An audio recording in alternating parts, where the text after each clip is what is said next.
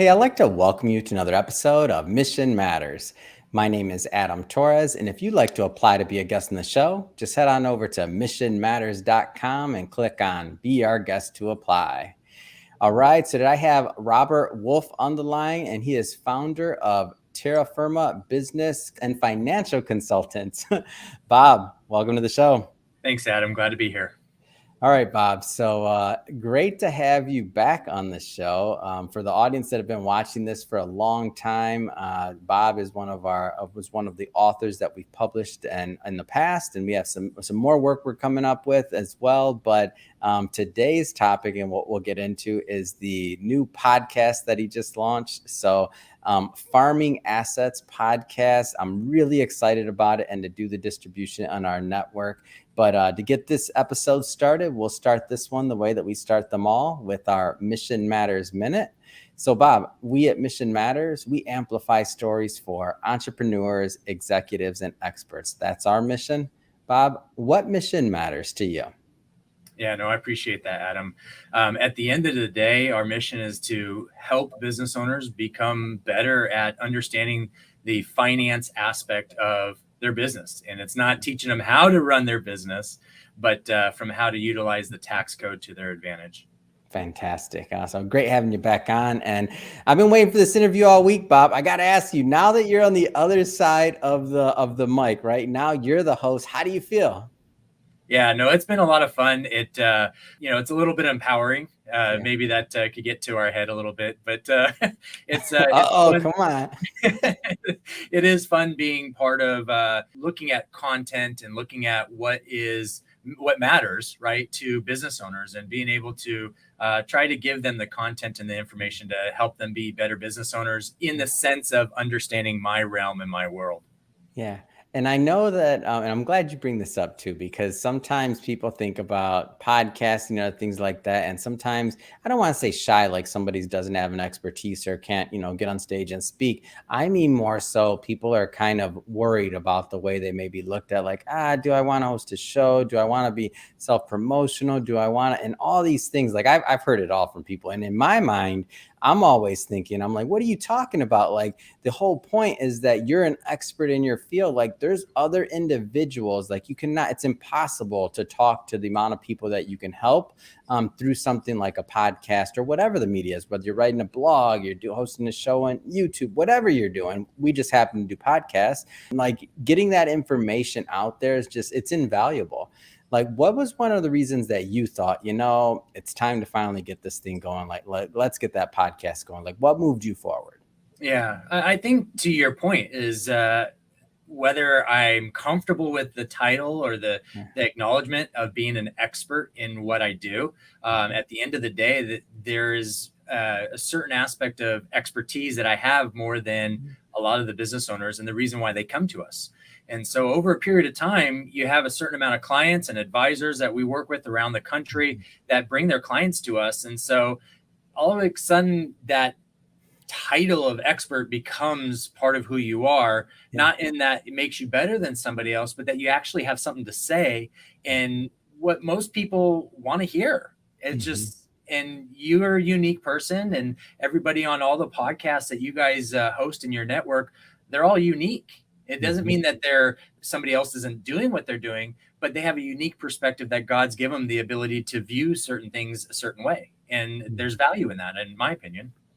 And to me, voice is very special. So you can interview, and I've seen this done before, because, when we're researching guests or other things like that, like, from one interview to the next, whether it's the same guest, whether it's a different one, like, something changes. So you and I can do an interview tomorrow, and there's going to be another like nugget or another piece of value that comes out of there that can help someone. So to me, it's like, it's not about like, hey, look at me or look at the host. It's about like creating that space for your guest and the host to have an interaction that's meaningful and that allows, real dialogue and allows people to learn as well. I like to think of it like, okay, like you and we're sitting down having a cup of coffee, and the audience gets to listen in, right?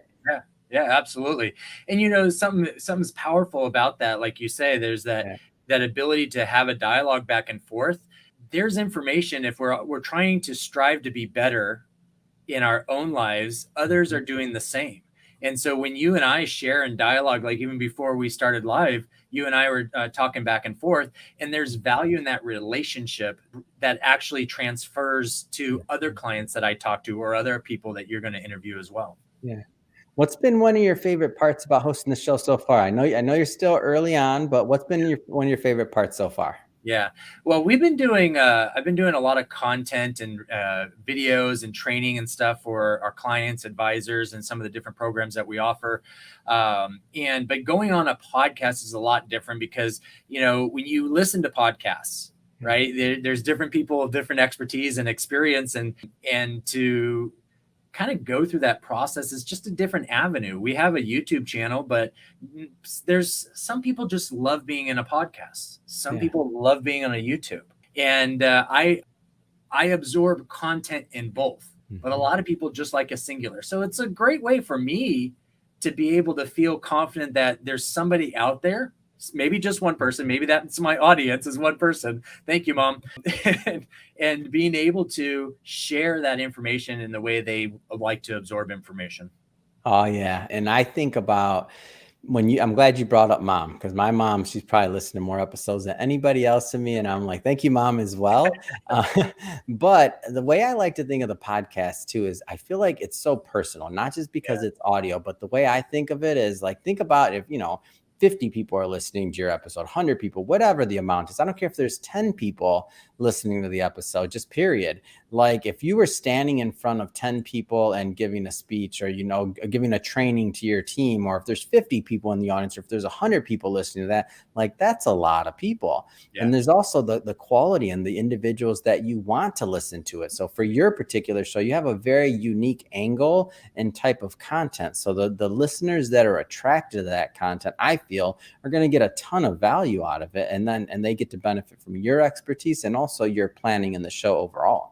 Yeah, no, I appreciate you saying that. I think so too. And I don't know, it's the personal aspect of it is pretty powerful.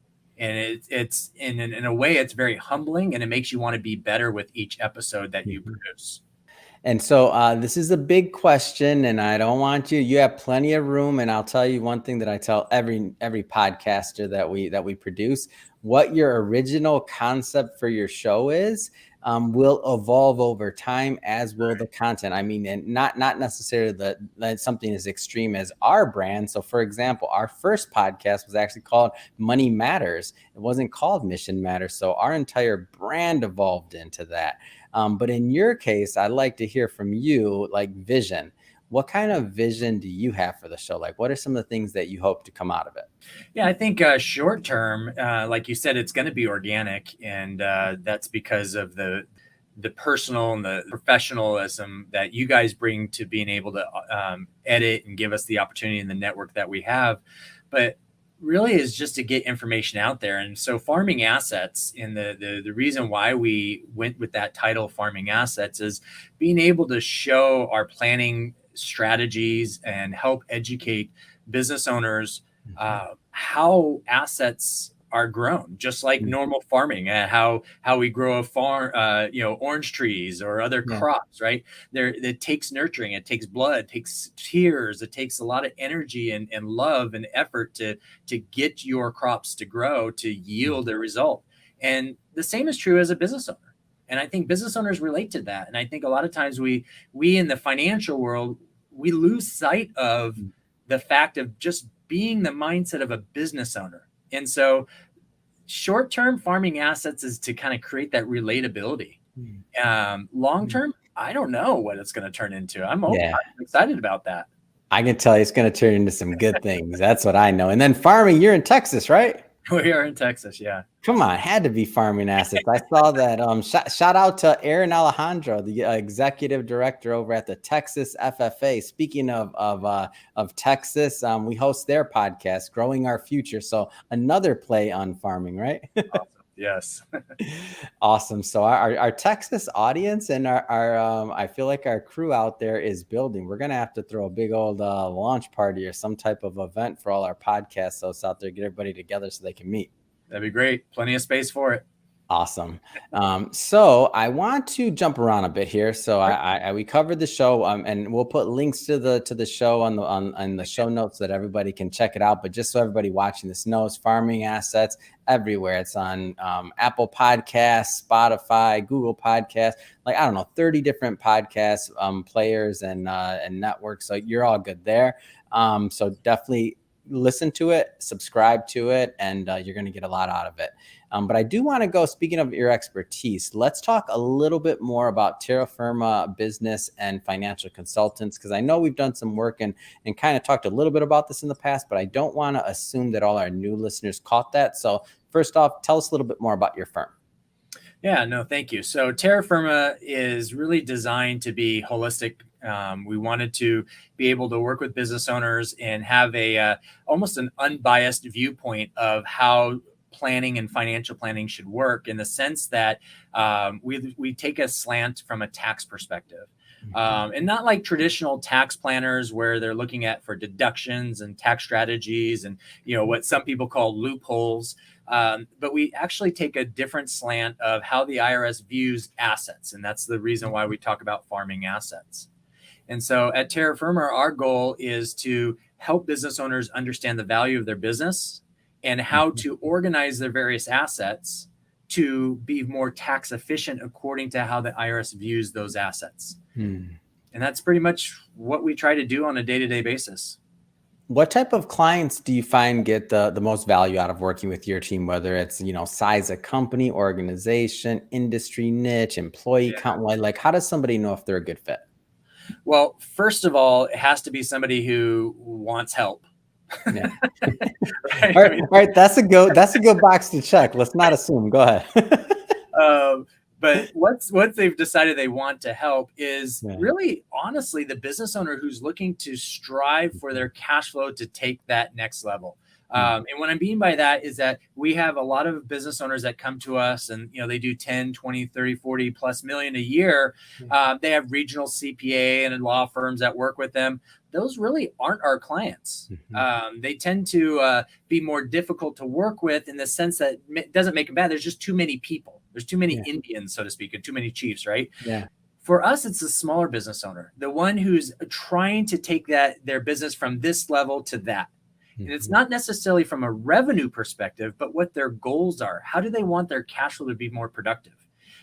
In the type of business. So a doctor maybe have a certain type of revenue stream that could be the same as a manufacturer, but the doctor has higher margins because there's not a cost of goods to sell or in manufacturing in versus doctor versus manufacturing. So it really is based on their desire of how they want their cash flow. So that's really the key. So we have no specific industry. We have no specific investable assets. We talk to everybody. And based on the situation and our planning strategies, we have enough confidence in how we do business and how we plan that we can pretty much help most business owners that come to us. And if we can't, we'll tell you why we can't, and we'll strategize what steps we need to take to where we can. And so we'll help you in that avenue as well. So as you start working with clients, and I don't want to generalize here or get, too nuanced, because we can't. Like everybody's situation is going to be different. We can't give out obviously general tax advice. Not that you ever would, but I know that, not like this, but I know that, over time working with many, many clients as you have, like certain themes tend to arise. Are there certain things that like you just find like over and over and over again, business owners kind of miss, or their team kind of miss, where there's just that kind of immediate value add at times? Yeah, I think the best way to answer that is from a human nature perspective.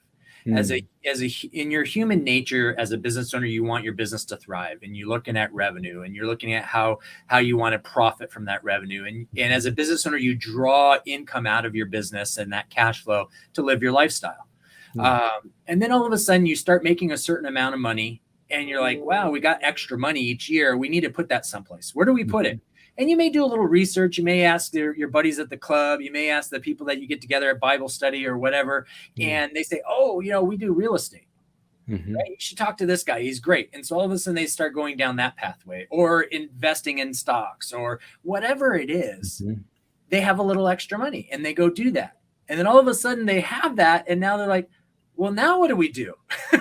We have that. What do we do with that? And so then they have a little extra money because of that, and then they try to do something else.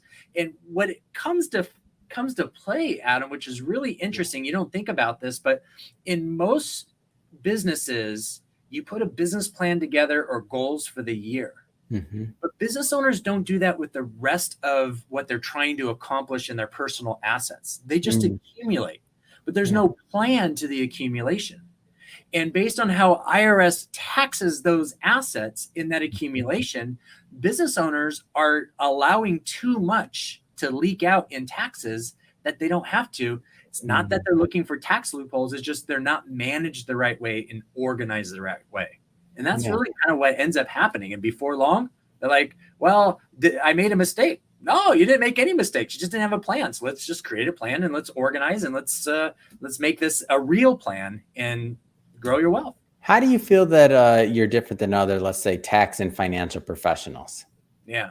So that's a good question. I think we kind of been tapping into that a little bit. Is when I started researching the tax code and tax strategies, and as a financial advisor and insurance professional as a background over the last 20 years, we're taught certain things and we're approached certain things. And there's a lot of really smart people that have really smart strategies. And my focus was always, how do I get these strategies to work with each other? Right. And so rather than saying, oh, mine is better than yours, right? Or you should do this and not do this. And you see that in real estate. You see that in investing in the stock market, or you see that in this or that, right? Everybody, my thing is the best.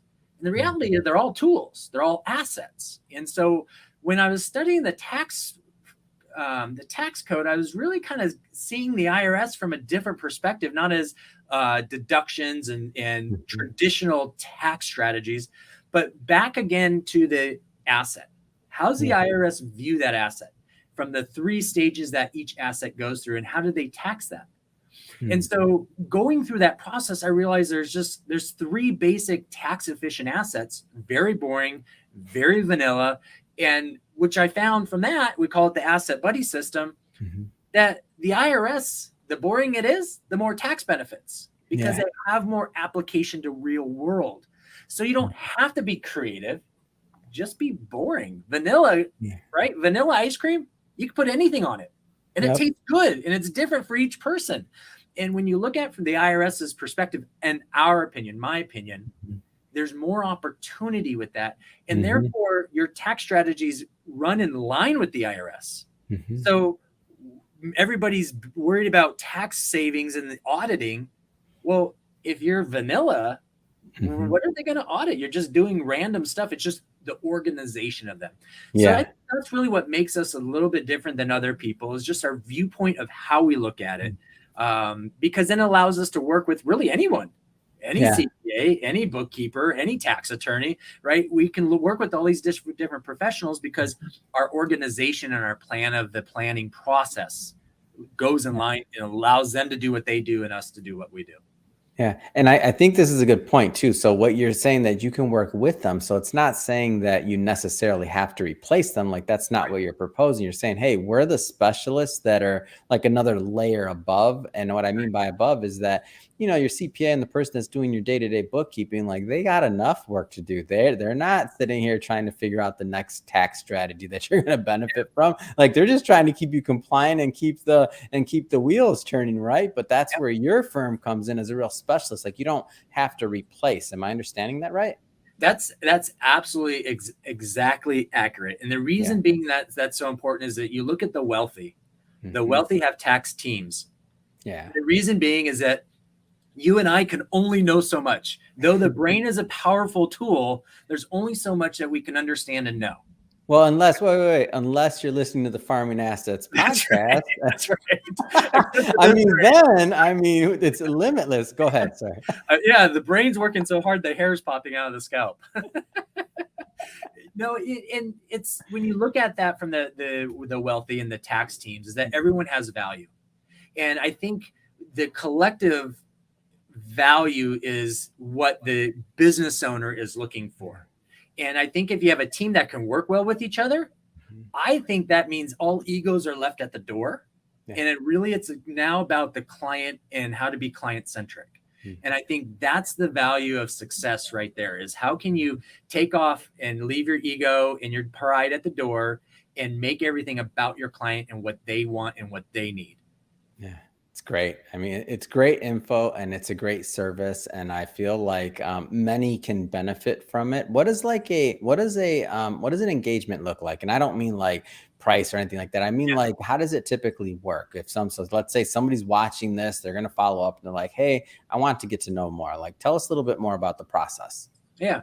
The first thing, we go through our very basic introduction, and we call it our cash flow recovery process. And the cash flow recovery is just some basic questions. Like, for example, Adam, do you feel like you're overpaying in federal taxes? Yeah. Right? Yeah, I do. Do you know by how much? No, I don't. All right. Well, if we could show you by how much, would you want to know that?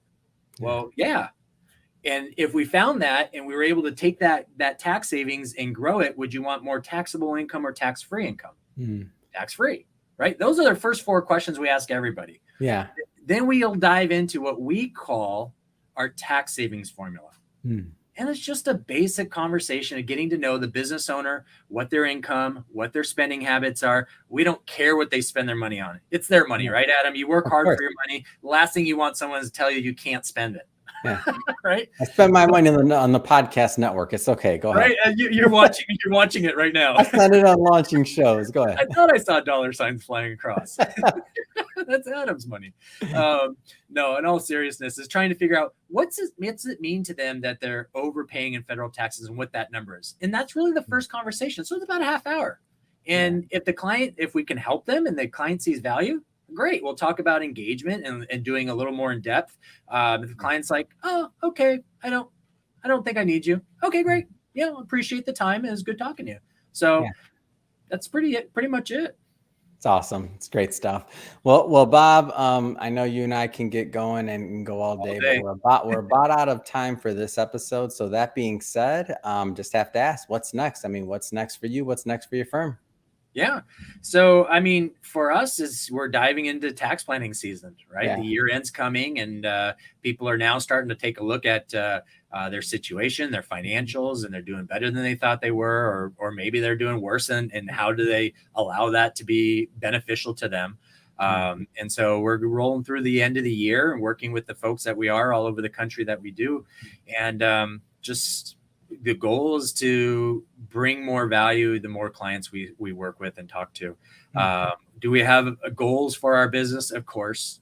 And our goals are really to help as many business owners as we can. It sounds silly and corny and cheesy, but at the end of the day, that's really what we're focused on. And we don't care about all the other stuff. It's all that doesn't mean anything unless we can help one client, one business owner at a time. Perfect. And if somebody wants to follow up and learn more, how do they do that? Yeah. So we have different avenues. So they can go to our LinkedIn. LinkedIn is Asset Coach Tax Strategist. They're welcome to go email me directly at rwolf@terrafirmaconsultantsllc.com. They're welcome to reach out to us on subscribe to the podcast, of course. Hey, do that. Farming assets. Come on. We've got a YouTube channel, Asset Coach and Tax Strategist. You can message us there if you want to. We're also on Facebook, facebook.com/TerraFirmaConsultants. So many different avenues. Awesome. And we'll put some of that information in the show notes so that our audience can just click on the links and head right on over. And speaking of the audience, if this is your first time engaging with or listening to a Mission Matters episode, we're all about bringing on entrepreneurs, executives, experts, having them share their mission, why they do what they do, how they're doing it, and really what can we all learn from it, right? So we all grow together. If that's the type of content that sounds interesting or fun or engaging to you, hit that subscribe button. We have many more mission-based individuals coming up, and we don't want you to miss a thing. Bob, as always, it's been a pleasure. I'm thrilled to watch your show continue to grow, and I wish you much more continued success. Thanks, Adam, and I appreciate your guys' support and the efforts that you guys put into us as well.